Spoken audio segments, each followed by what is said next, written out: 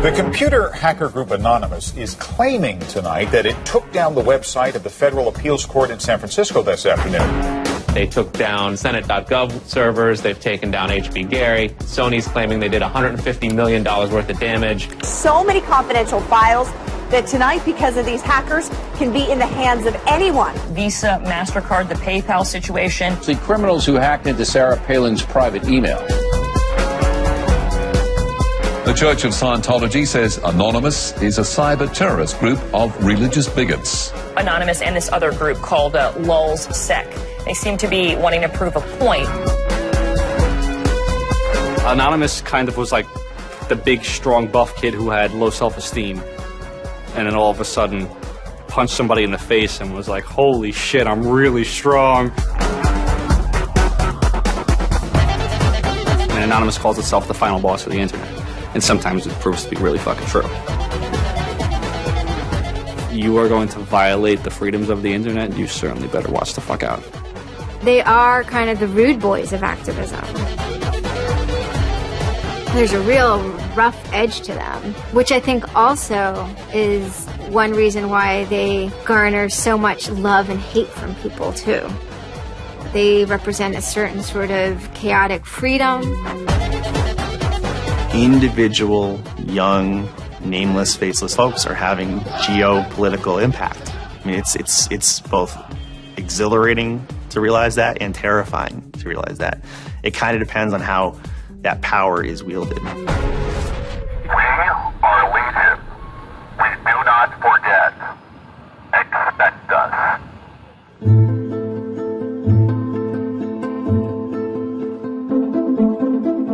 We stand for freedom. We stand for freedom of speech, the power of the people, the ability for them to protest against the government, to right wrongs. No censorship, especially online, but also in real life. We have members throughout society and all stratas of it worldwide. Yet we have no leadership. It's one voice. It's not individual voices. That's why we don't show our faces. That's why we don't give our names. We're speaking as one, and it's a collective. Good timing.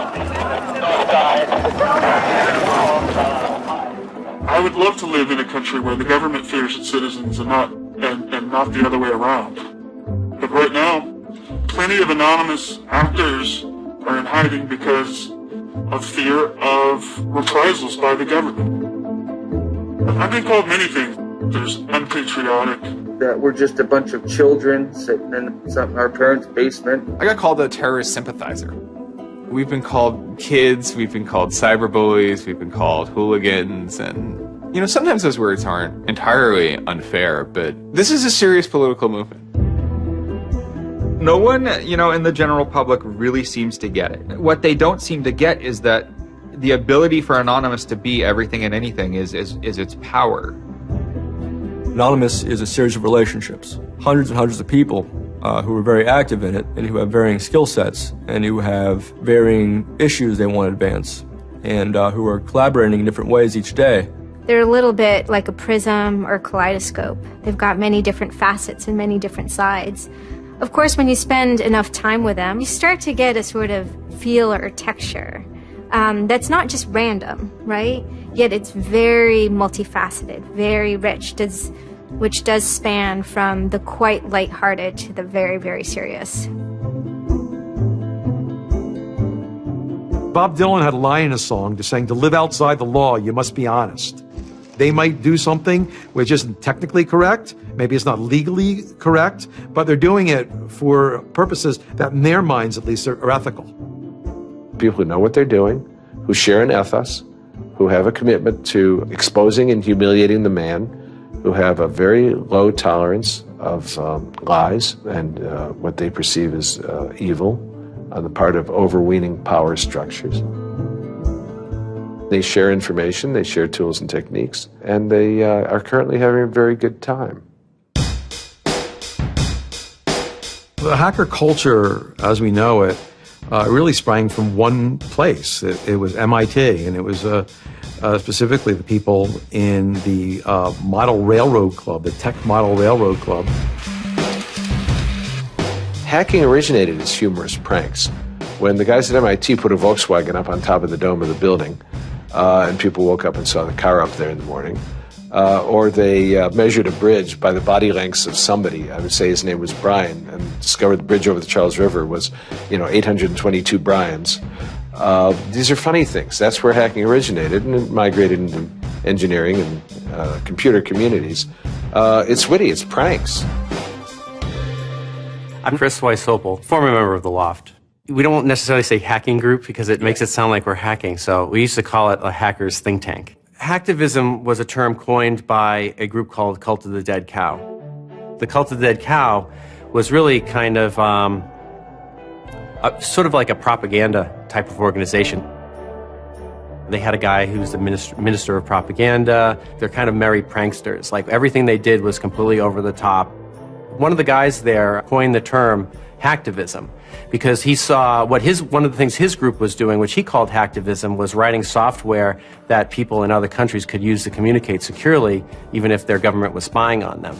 So the principle was really, it was freedom of expression. It was everyone should have access to the internet. Everyone should be able to communicate and get their message out on the internet. Even more important in countries where there was repressive regimes, that if you said something against the regime, they would come and take you away, and you weren't saying it anymore.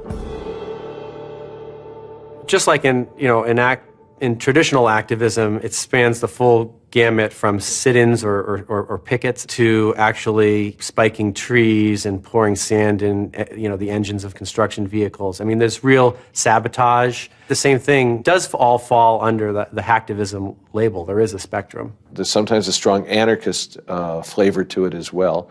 It's resistance to authority and those who would impose groupthink and group behavior on people, which was rightly perceived to be a consequence of the digital revolution as it was used by people in power to do hacking on behalf of righteousness and to redress the grievances of the world. Lance lowered Don Quixote on his horse, nag though she was, flying at the windmills of modern life. Anonymous grew out of what's known as 4chan.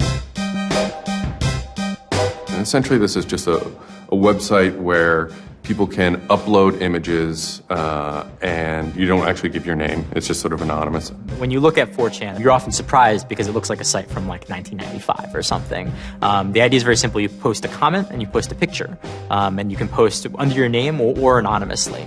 And it's separated into boards about particular topics. So there's a topic on anime, there's a topic on weaponry. There's like a 4chan board for origami, and you just upload interesting pictures of origami.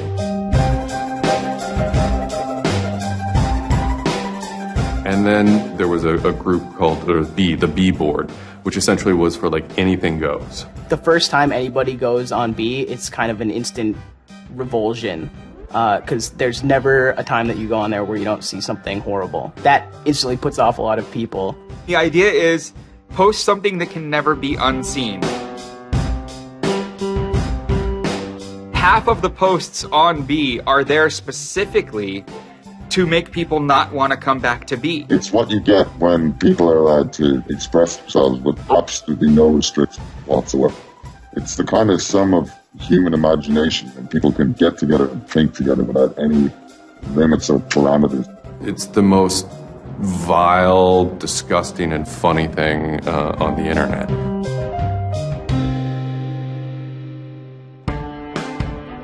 One of the important things about 4chan is to have a thread that really explodes and lasts for a long time. If it doesn't, then it disappears. It's a site that's not archived. So it creates conditions for anything that grabs attention at some level.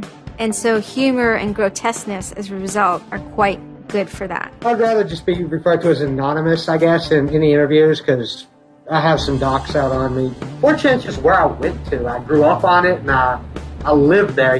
That's just what I did for fun. It takes a thick skin to enjoy it. But, as long as you're not offended, you'll occasionally come into something really cool or really creative on 4chan.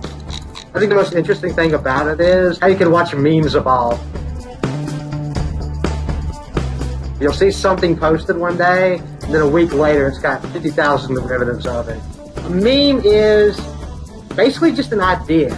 It's kind of like a gene, but in the realm of the idea. A lot of the great internet memes that we all know and love, lolcats, right? Little cats doing funny things, and then they have, I can has cheeseburger, right? All that stuff seems to start in this like petri dish that is 4chan b-board.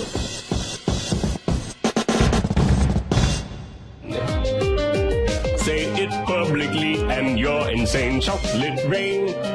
Name any meme from the last about 6 years, and I'll bet you either in its first posting ever was on 4chan, or at least one of its earliest revisions that became what it was on 4chan. I can see the food situation is so we'll be on our way. It's basically the best breeding ground for internet culture, as far as I'm concerned. With your neighborhood insurance rates, chocolate rain. 4chan is also very known for acts of trolling. Trolling is a fucking art. Trolling is getting the person you're talking to get as pissed off as they possibly can, and for no reason except for your own enjoyment. Maybe you're trying to illustrate a point, but it's mostly for your own enjoyment. For them, it's funny that like people think the internet is serious business, and if people think the internet is serious business, it's a troll's job to make their life terrible. The idea of anonymous came initially as a joke. I mean, somebody suggested that what if the whole site, what if 4chan, what if B was just one person? And what if that's just one guy called Anonymous sitting somewhere, and you're just reading all these posts by one guy? And it kind of looks like that from the outsider's perspective. I mean, there's no way to tell the difference. It might as well be one guy. Fox News did a very famous segment about it. They call themselves anonymous. They are hackers on steroids, treating the web like a real-life video game, sacking websites, invading MySpace accounts, disrupting innocent people's lives. And if you fight back, watch out. Destroy. Die. Attack.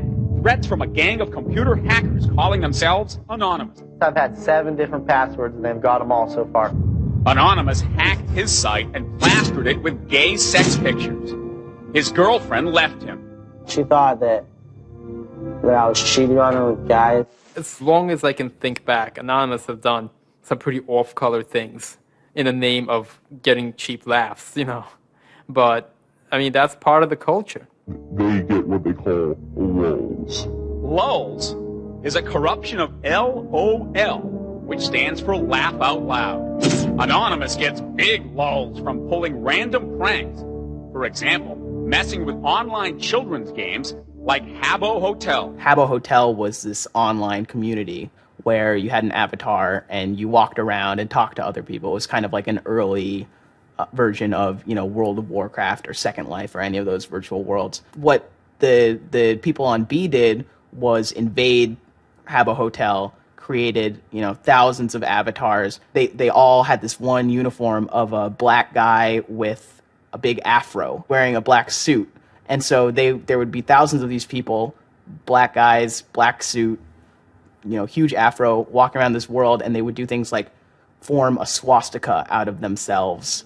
And I think that was a real landmark because it was when they were able to see that, they can use their numbers to do something really interesting and really disruptive. So we blocked the entrance to their pool, and that just pissed them off so fucking much. It was fucking beautiful. That was fucking just wonderful. Wonderful times. Those kids love that pool. They love the shit out of their pool. The goal was actually to offend everyone, simply because the idea that we could offend you by drawing a little shape on the screen was stupid to the people involved in it. They were like, really? You're going to get that mad over us just drawing this on the screen? Wow, well, you need to refocus a little on life, because this should not be upsetting you that much. All these different organizations online, whether it's 4chan or just any website, there's typically a community aspect to it. This is where people have their social relationships. This is where their friends are. This is where they have a creative outlet. And so all those aspects are going into groups like Anonymous, where people feel like they're part of a bigger thing and they're able to express themselves within that group. There were certain words, certain phrases, certain ways people respond to things, certain images that were posted that created a pattern, and that pattern was, I guess, the origin of what is now Anonymous. It's like Freemasons with a sense of humor, in so much as they have this common symbology, and one of their chief joys, which is kind of wrapped up in power and secrecy, was the fact that they could recognize each other by referencing these symbols, referencing these phrases. Over 9,000. It's over 9,000! I lost my iPod. Mudkips, anything involving mudkips. So you have this weird sort of international culture developing with people, across the world, wherever they may be. In late 06 and, into early 07, there's a bit of a sea change where instead of just posting a bunch of content or randomly saying we're going to go over to some website and post a bunch of dirty comments against someone, it becomes a little more organized. Welcome to the Hal Turner Show. They went after a guy named Hal Turner. I am being discriminated against because I'm white. Hal Turner was a neo-Nazi who was, big online and had a podcast. I think that the 14th Amendment was not ratified properly, and I think, therefore, it is still okay to have Negroes as slaves in America. The first time I heard about Hal Turner is he was knocking somebody on 4chan. There's a million neo-Nazis out there. But he started picking on our dudes, so we had to go to our dude's fucking defense, and it just so happened that he was a neo-Nazi, so that's a bigger reason that he's a fucking dickface. Who are you? Where are you calling from? Hola, this is Pedro. Spick, don't call. Diego. He was just a horribly racist radio personality who seemed to handle it well when you called in. Like, he could handle being berated by Anonymous. And that made it very interesting. It made it a bit of a challenge. It wasn't some guy who just either crumbled or stopped answering the phone. It was a guy who would yell back. Hal Turner wasn't the first, actual person that, Anonymous had caused trouble for, but the circumstances ended up being significant. They DDoS'd his website, stuff like that, costing him thousands of dollars, bandwidth fees. Denial of service has been around for a long, long time. The equivalent of if you, for some reason wanted to disrupt a bus service, right? You can hire 1,000 extras to all go and line up at the bus station, right? And get on the bus. And so that anyone who was really trying to get on the bus couldn't do it, right? It's as simple as that. When you stop trying to visit, website goes back up, no permanent damage. We DDoSed him, and then we kind of trolled him in real life. We sent countless pizzas to his house. We signed him up for escorts on Craigslist. We sent a bunch of pallets of industrial materials to his house, which he ultimately had to foot the bill for. And basically, we destroyed his ability to pay for his radio show, and that took him off the internet. And then they ended up getting some real hackers to help them out. This wasn't sort of pranks. They actually were able to get into Hal Turner's private servers and his mail servers and find some interesting emails that he was serving as an FBI informant, which, if you're a right-wing neo-Nazi, is not a good thing to be. And obviously him being an FBI informant and also his reaction, his sort of douchebaggy reaction to the raids, damaged his credibility within the white nationalist scene, which is a shame. Hal Turner's gone. He's been prosecuted by the feds for threatening judges. What follows is a period of confusion and anger in which, the original Anonymous people, the sort who want to keep Anonymous as this nihilist little, ridiculous group, are upset that now, that the most terrible thing on the internet is now becoming a force for good all of a sudden. I'm Mike Vitale, and my handle is Seth Dude. Now, this is January 2008. Anonymous is strong now. We're not a little dinky fucking group anymore. This is millions of people worldwide, and we're watching. And then Scientology stepped in with a big target on its chest. A video came out of Tom Cruise. It was supposed to be an internal Scientology video, talking about secrets of Scientology. Being a Scientologist, when you drive past an accident, it's not like anyone else. As you drive past, you know you have to do something about it because you know you're the only one that can really help. It talks about you're the only one who can stop, bad things from happening.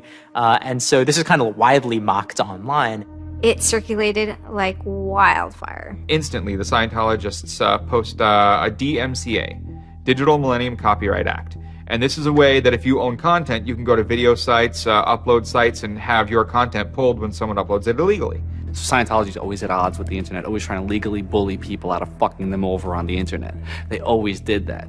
And then here they are trying it again, but you know what? Anonymous saw that, and they said, oh, you guys just fucked around badly. Like, you're trying to censor our internet. Like, are you trying to take a joke away from Anonymous? Like, you don't do that. A few people on 4chan posted, hey, we should grab that video and post it on a few other sites. What followed was, this is a term called the Barbra Streisand effect. And this video, as they're attempting to suppress it, went everywhere. Like, everywhere you look on the internet, you were gonna stumble upon this video. Actually, Gawker, the site that I worked for, was, I think, the first one to put it on the website, and we got in a huge legal battle with Scientology, who wanted us to take it down.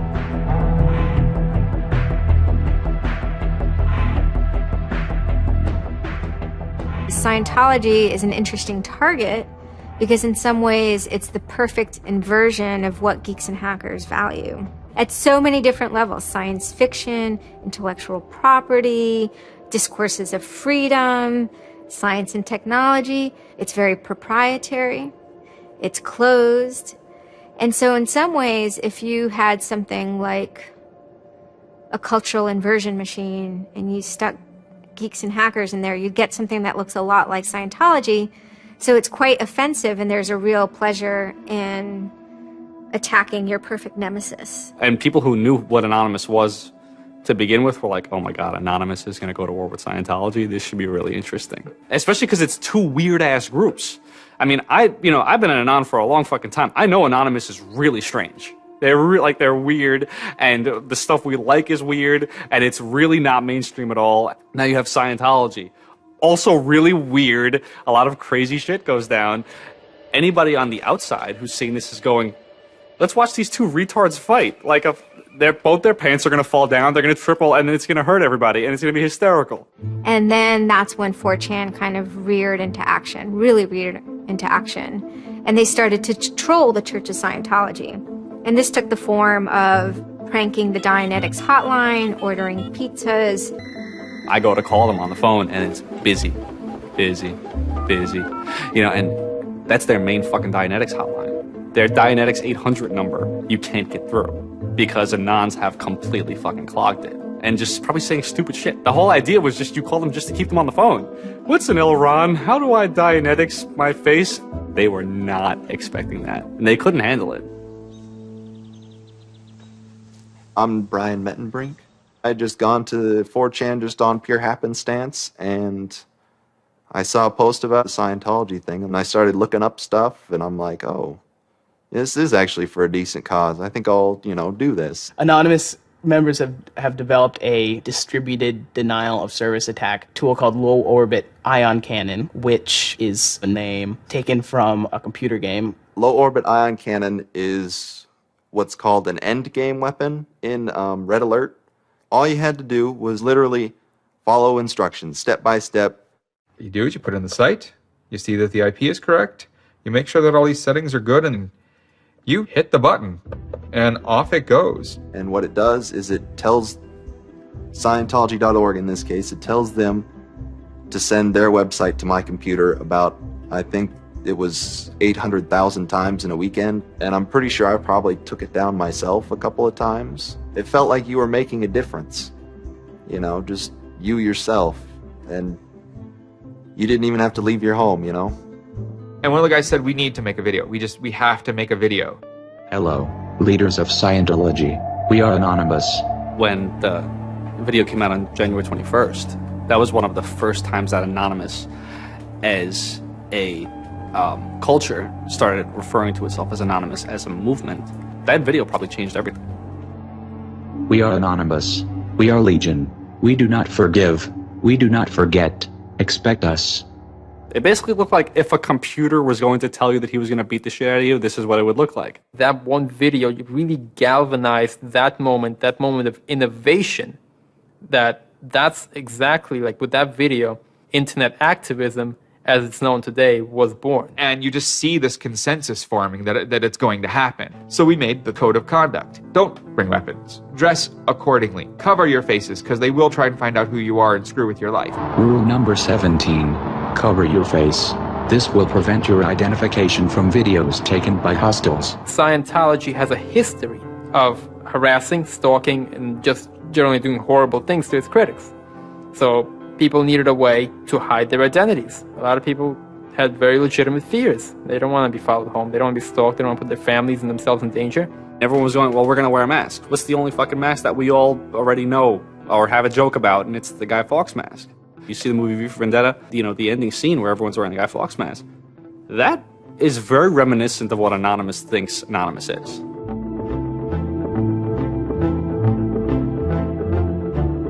We wanted to represent anonymity in some way when it moved into real life. I think that the Guy Fawkes mask was one of the most natural things to happen. It is the idea that none of us are as cruel as all of us. You have this massive crowd of people who are anonymous that is going to fight against a bigger thing and win. Even after watching the video, it's like, yeah, this is great, but who's actually going to do it? Who's gonna step up? Are people actually gonna get out of their house? And I guess we were really affected by the stereotype of that whole community, they're being internet nerds, that too afraid to leave their mom's basements. No one thought that they were gonna come out. This is me on the way there. I haven't slept. I'm very fucking tired. And I remember going to the park that day, and it's really fucking early in the morning, which I thought was a bad idea. And I'm smoking a cigarette, and I'm looking around like, where the fuck is everybody? There's nobody here. So here I am, sitting in Bryant Park, waiting for the other announce to show up. I remember thinking like, oh fuck, like, am I gonna be the only one in the park? Am I gonna walk to Scientology with fucking 6 or 7 people? Which totally defeats the entire purpose of this, because now they could single me out, Then I get up and I start walking around, and I see there's a lot of green balloons over there for some reason. On the other side of the park, there was like fucking 200 people.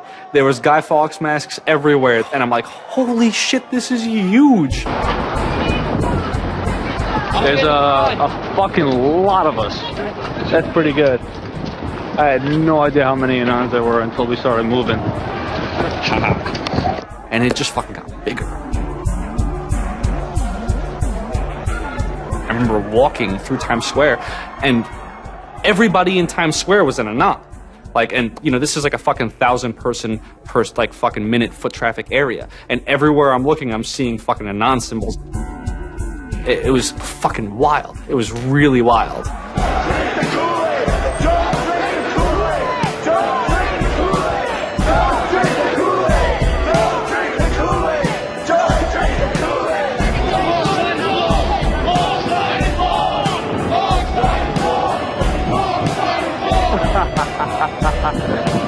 This is our fucking race. Hell yeah! So we start getting numbers in.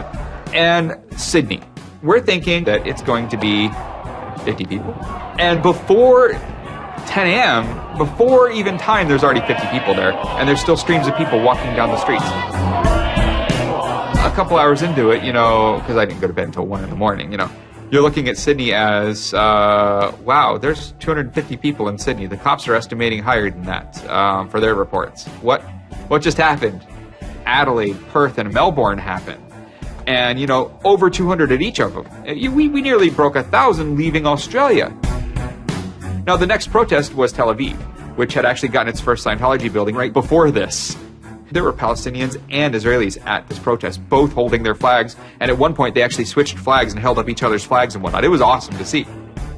I call our guy in London, Britanon, and I say, hey, what's going on there? And he's like, did you just get out of bed? I said, yeah, I haven't even turned on the computer. I just figured I'd call you. And he said, we've got 600 people, and the cops are really, really mad at me. All the major cities were having hundreds of people come out. It was massive. Clearwater had like 300 people. I don't think anyone beat out LA. I think LA had over 1,000 people. We are Legion! We are Legion! The thing that happened was something completely different, and hundreds of people from every city just swarmed the streets. It was kind of overwhelming, a little even scary, but scary in a good way. Soon, we're at around the 10,000 mark, and we were joking the whole time, over 9,000, one of those memes. It was too surreal. It was not believable. You go by what name? We are anonymous. It was very empowering, especially after people saw the thousands of people showing up. This was it. We owned the world at that point. We all met each other. The idea of an Anon is you're fucking alone until you get to 4chan, and then these people all think like you, And all of a sudden, you're not alone. You are with fucking 500 others, They all know the same jokes as you. They all clearly have similar interests as you. Here's your culture. You meet your own people finally. It's perhaps a little surprising. It's not just preteens or teenagers. There's a far more even mix of males and females than you would imagine otherwise. And there were a lot of these so-called guys who weren't socially good. They were very awkward. They still lived at home at 23, half of them virgins. And I'll tell you, the amount of those people who got laid from these protests happening is in the thousands that would not have for years probably. That's why those protests were so important. It was a chance to finally meet other people that were previously anonymous and unknown, and hence it was the moment of the end of their anonymity. Scientology, they kind of fought back, so to speak. They posted stuff online. While claiming they are peaceful, in less than 3 weeks, anonymous members made or encouraged 8,139 harassing or threatening phone calls, 3.6 million malicious emails, 141 million hits against church websites, 10 acts of vandalism, 22 bomb threats, and 8 death threats against members and officials of the Church of Scientology. They wanted to find me. They did. They hired PIs. They started taking pictures of us, threatening to sue us. I did the whole low-orbit ion cannon stuff, and then I pretty much just went about my life after that for, I think it's 6 months, and then the FBI showed up here at my parents' house. 2 men got out of the car and took Flashed took their jackets off and laid their guns on the front seat and came up to ask us if Brian was home and explained that they were the FBI and they were looking for Brian, and I've never been so scared. I did the second most damage is what Scientology said. I sent the second most out of everybody. So I got the maximum for my category, which was 1 year in prison and 1 year supervised release. I think, the way I feel is for what I did was one of the most, lopsided punishments I've ever, read about or heard of. Yeah, I think it's ridiculous, especially the year supervised release where I can't touch a computer for a year. I'm not sure what that's supposed to solve, except make my life difficult. So that computer behind me back there, I could go back to prison if I went over and touched it. I'm very proud of what he did. He stood up for what he believed in. I never would even dream of hurting anybody. It's just not me.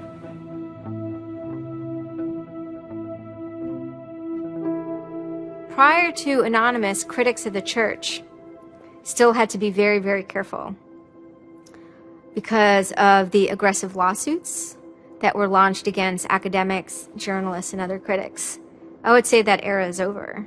And Anonymous, more than any other sort of intervention, is probably responsible for that change. This actually caused a decent rift in Anonymous. There was one big group, significant group of people who would say, this Chanology stuff, it's cancer, it's awful, it's bad, it's just bringing attention to us that we don't want. One Anon said it well once. There is no leader. Their ops have momentary leaders, de facto leaders. Almost through meritocracy, there's more respected or more persistent participants. Some people participate in a single operation and are never heard from again. It might even be a housewife who just, agrees with that political statement or that protest. I like to describe this with the picture of a bird swarm. Everybody's flying very, very quiet. Suddenly, one bird flies into the other direction and the mass fly into the same direction, following that person. It's totally okay to say, I'm sorry, I don't take part. When chronology was running full force, it was like a kid stretching for the first time and actually seeing the real power. If you had asked me all throughout 2008 and most of 2009, is the politics of Anonymous always going to be sutured and hinged to the Church of Scientology? I would have said yes. And it became unsutured, unhinged, when a different political wing was born in 2010.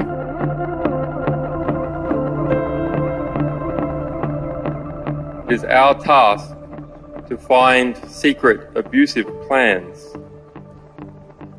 and expose them where they can be opposed before they are implemented. The interesting thing about someone like Assange is that he actually also sprang from a hacker culture. It's a mentality of spreading information.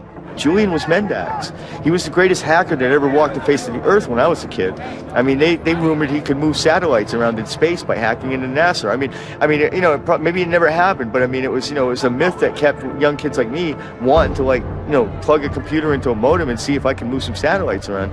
WikiLeaks is an instantiation of the hacker ethos. Truth wants to be free, and we want to liberate it. WikiLeaks released a huge trove of diplomatic cables. There was a lot of controversy from every quarter of society. The WikiLeaks website released nearly 400,000 secret U.S. files on the Iraq War late today. It was the largest leak of classified U.S. files in history. There was one particular moment that really sparked the fire, and this was when PayPal, MasterCard, and Amazon pulled services for WikiLeaks. So all of a sudden, there's no way to actually process donations to WikiLeaks. And then people went and found neo-Nazi groups. Visa and MasterCard were perfectly fine with you being able to PayPal, being able to make donations to them. But WikiLeaks, no. I think WikiLeaks is doing a good thing. It's just a total hypocrisy. They got their little fucking banking mafia to fuck, WikiLeaks over. People were incredibly angry. There was a real sense of rage. Anonymous lost PayPal. They were pissed. The numbers of participants were massive. And they managed over the course of a couple of days to disable the websites of MasterCard and PayPal. It was beautiful. Because what you had is people finally stood up for something.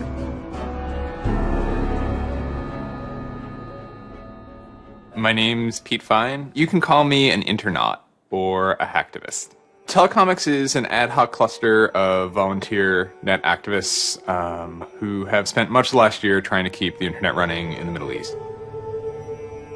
In kind of the lead up to the Egyptian revolution, we would tweet on people's behalf. We would get people from Egypt who were unable to access Twitter on their own on our IRC network, and we would take reports from them and tweet them out using our account to kind of help them get the word out about what they were experiencing. Some of this shit is personal. And one of the things about the movement as a whole, when Egypt rolled around, is that Egypt broke us emotionally. Watching in real time with live feeds that we helped set up, Egyptians get massacred with machine guns. It was different, and I have never in cyber activism wept before. It's never bothered me like that. It's never been able to touch me the way Egypt touched me. And then January 27th, January 28th rolls around, and the Egyptian government starts shutting down the internet. I mean, just for the whole country. The whole country. There's this fantastic traffic graph that you can see the traffic coming out of Egypt, and it looks like, like this, and it goes like that. Just totally stops. And we were just shocked. I mean, we were just like, what the fuck? Like, what the fuck? To think that a country would completely cut itself off as much as it was able to from the outside world was pretty unthinkable.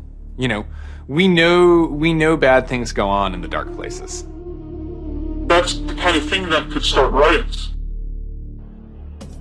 I think when Mubarak did what he did, I think it really upset people here as well as in the Middle East. I put myself in their place, and I found myself in a desert of nothingness because he just wiped out everything that my world incorporated.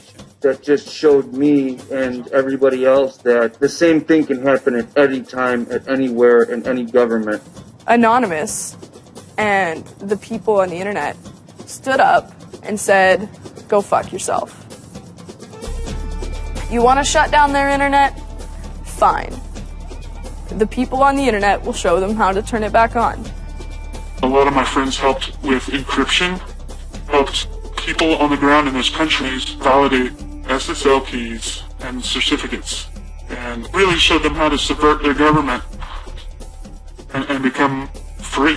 And then Telecomics started to tweet connections to the internet, dial-up connections. In Egypt, the care package we put together included some kind of our comms information, the ham radio and dial modem details. In total, we helped coordinate and run about 500 dial-up modem lines.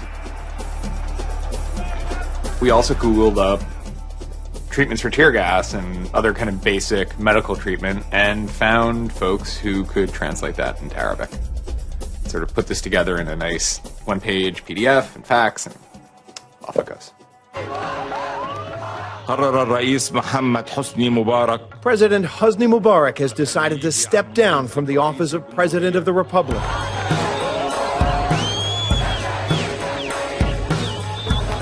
When Mubarak left, it was a hell yeah moment.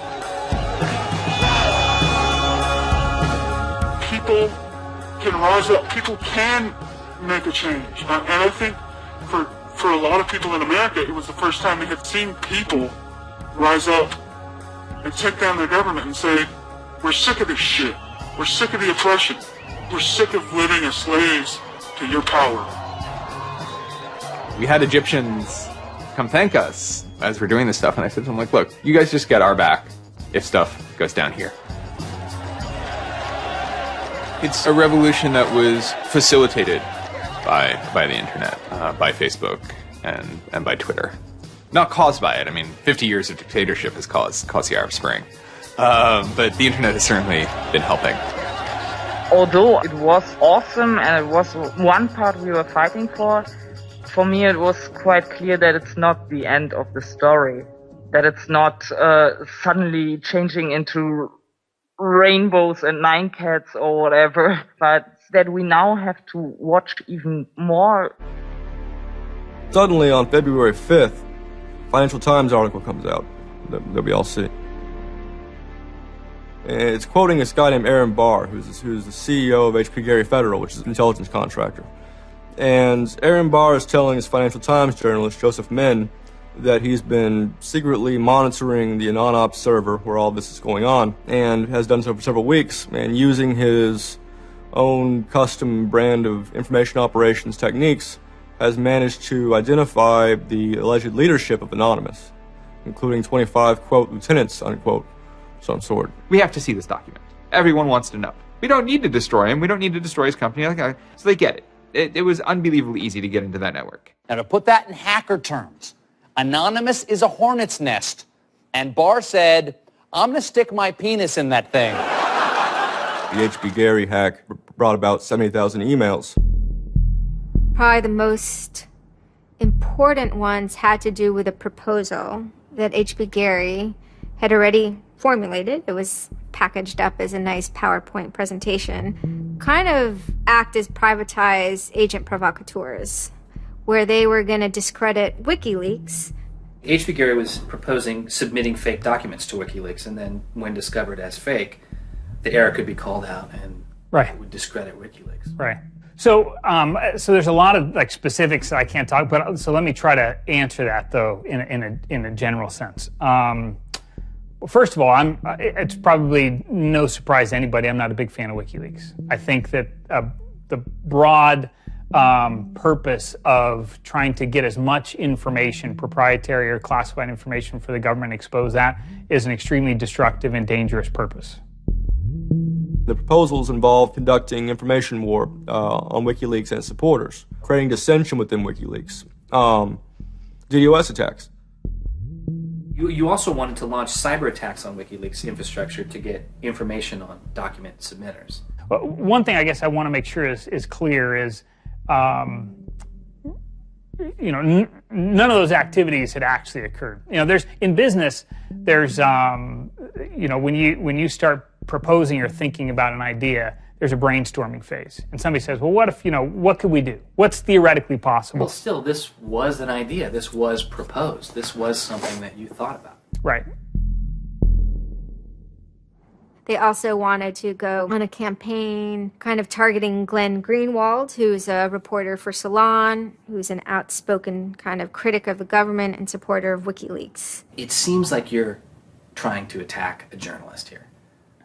Yeah, and I don't want to talk too much more about Glenn Greenwald, but other than, what I previously said is, there was never an intent to attack journalists, not on my part. I guess I should say, I should generalize that and to say that, I would never just outwardly attack a journalist, other than if I felt that there was a journalist in my mind that was acting unethically, that's a fair game for having a public discussion about. They were walking a very fine ethical line at points, and in many cases, the mass opinion is, no, they stepped well past it. I will not support broad theft of information released to the public, because that's nothing but destructive. If somebody has information that's been stolen from them, and whether or not WikiLeaks encouraged the theft of that, or whether or not it was just put in their lap, still they're threatening to release the information that is the private property of another organization. So your choices are to just allow that to happen, or to try to stop it. How offensive is too offensive? We've certainly seen a lot of strategy coming out of governments across the world now saying, publicly admitting that they need to develop better offensive strategies in cybersecurity, because defense as a whole, it isn't enough. It never is enough. In the court of public opinion, that took H.B. Gary quickly from being a perceived victim to being a perceived villain themselves. It was becoming harder and harder to distinguish the good guys from the bad guys. And then, kind of seemingly out of the blue, there was something by the name LulzSec that sailed into the seas. LulzSec, it's a sort of a group, mostly from Anonymous, who, large part of the same people who hacked H.B. Gary. And they decided to form this little group and just carry on operations sort of outside of the purview of Anonymous for a while. They hacked whatever they wanted, they released whatever they wanted. It's almost like they had no rules. They just said, this is what we're going to do. We're going to stir up the cart. We're going to make some trouble. We're going to make some waves. And they did. The majority of time, the majority of Anons are not doing anything particularly illegal. When they are, a huge number of them try to do that in a very specific political context. For those people, what LulzSec was doing, they were funny, but they were attacking random targets. They were breaking the quasi-rules by attacking media. PBS's Frontline runs a documentary mainly focused on Bradley Manning, the alleged leaker to WikiLeaks. And a lot of Bradley Manning supporters didn't like it. They hacked a website putting a story that Tupac and Biggie had kind of escaped the world of celebrity fame and attention and retired quietly and discreetly in New Zealand. Also, when they attacked PBS, that gave me the creeps, As a journalist, I'm not too thrilled with the idea of someone judging that we don't like you to write that. We don't like your reporting, so we're going to shut down your website. I'm uncomfortable with that. It could be me, and I could be writing something about a group that they didn't like, and I'm happy to sit and talk with them about it, but don't shut my website down. This is obviously about freedom of speech, so attacking the press would be would sort of be a bit of a contradiction. So people obviously said, well, we shouldn't do that. And obviously LulzSec had a completely different agenda, so they had no problem doing it. Hacktivism started to become sort of, I would say, almost more nasty, using, sort of more no-holds-barred kind of attacks, sort of more vicious attacks. They sort of saw themselves as going out there, breaking into like anything, everything, governments, corporations, police departments, largely for the same reasons Anonymous would. They went after Arizona for immigration policy, 50-day run, causing mayhem, havoc, and then ended it. The computer hacking group Lulz Security has announced it's disbanding, saying it had achieved its mission to disrupt government and corporate organizations for fun. I call this whole thing the rise of the chaotic actor. And chaotic could be chaotic good, neutral, or evil. If you go back to the old Dungeons and Dragons charts. And some people see Anon-Ops initially, let's stick with Anonymous, as chaotic good. They saw Operation Payback, or they saw attacking Scientology, and they say that's good. It's like Robin Hood, right? Chaotic good. Outside the system, but doing something good. Other people saw Anon as chaotic evil, like the Joker. They just want to see the world burn and doing potentially irreparable damage. And the truth is, yes, it's the entire column of chaotic. I'm actually a little less concerned about some of the things LulzSec's done and more concerned about the next generation of LulzSec, the next turn of the crank of who takes it further or is more aggressive. Whoever fights monsters, should see to it they don't themselves become one. Really, as powerful as they seem to be, LulzSec and Anonymous are really small potatoes compared to the bigger operations that are going on that we don't hear about, maybe operations funded by government. 16 people were arrested today, but dozens of FBI agents targeted alleged members of the loose-knit hacking group. Armed with search warrants, agents hit 6 homes in New York, along with locations across the country. The people arrested yesterday were suspected of attacking PayPal's website after the company shut off payments to WikiLeaks. Defenders of the hackers say they're merely engaged in civil protest, but FBI officials worry the disruptive cyber attacks could move in a more dangerous direction.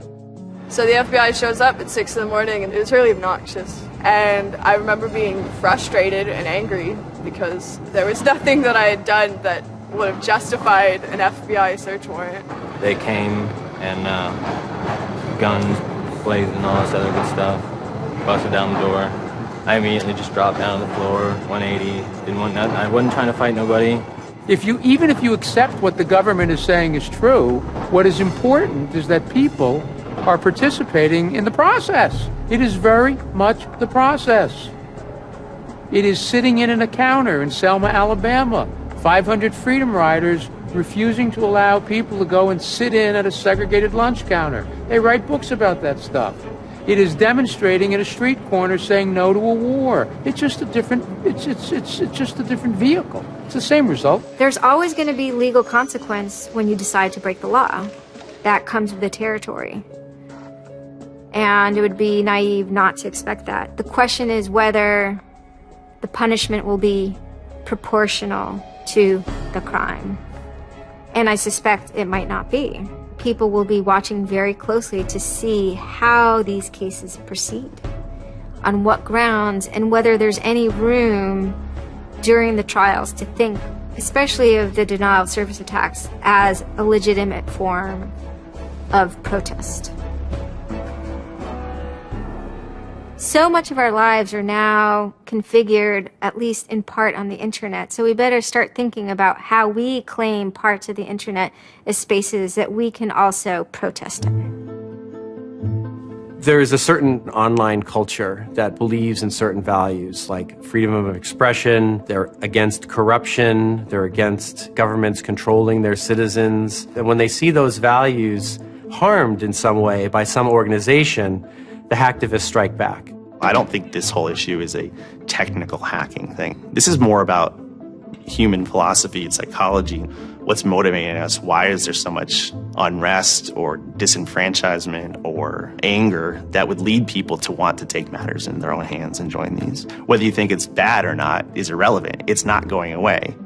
The part of me that likes the ability to have rapid destabilization and change loves this. The part that knows how powerful it is means it's a force multiplier for good or for evil. And how that power is wielded and how we want to self-regulate is going to be the most deciding factor in if this is a menace or a benefit. I certainly don't think most of the conversations in law enforcement or the government are informed enough to know how to deal with this. I suppose the question you really want to ask is, would I do it again? And honestly, after thinking about it, I felt that I did what was right. I had a belief, I still do, that what I did was the right thing, and hopefully someone got some good out of it. You know, I'd love to think that maybe I stopped someone from joining a cult. You know, probably wouldn't tell on myself next time, but you know, I don't think I would have changed a single thing other than the whole talking to the FBI thing. Just that little. Yeah, just the little detail that kind of changed everything. Yeah. I'm angry. Occasionally I have small breakdown moments of terror, but I haven't stopped believing what I believed. I haven't stopped wanting to fight. I haven't stopped caring. Show me what democracy looks like! Show me what democracy looks like! There's a lot of people in Anonymous who feel very deeply and very sincerely about their contribution towards democracy around the world. And I think that's one of the main things that I'm most proud of about Anonymous. There are things that I'm not proud of about Anonymous, but we stand against censorship and we stand against oppressive governments, even our own.